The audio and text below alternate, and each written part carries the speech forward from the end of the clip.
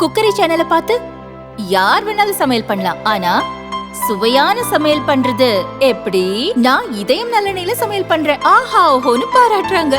நீங்களும் இதயம் நல்லெண்ணெயில சமையல் பண்ணுங்க, பாராட்ட வாங்குங்க. தினம் தோறும் வாங்குவே இதயம் இதயம்.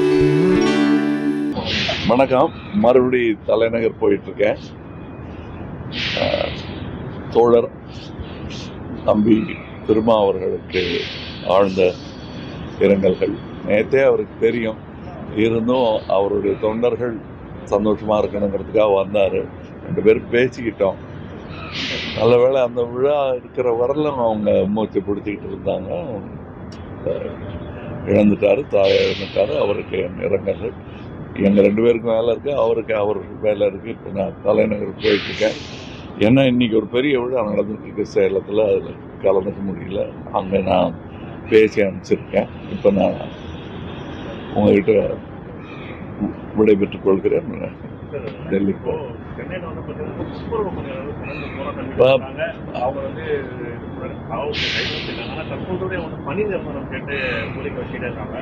தமிழக அரசு வைக்கக்கூடிய ஒரு மத்திய அரசு ஒரு குற்றச்சாட்டு என்னன்னா, மத்திய அரசு அனைத்தும் தனியார்மயமாக்குற என்னங்க? மத்திய அரசு அனைத்தையும் அரசு அனைத்தும் தனியார்மயமாக்குறாங்க. ஆனால் தமிழகத்திலேயும் வந்து பார்த்தீங்கன்னா தனியார்மயம் நாம் பேசணும். இதை நம்ம பேசணும். இது போயிருக்கு, அவங்களுக்கு பேசலாம். அதை நம்ம ரொம்ப நிதானமாக பேசிகிட்டு இருக்க முடியாது. அவசரமாக பேசி முடிவு எடுக்கணும்.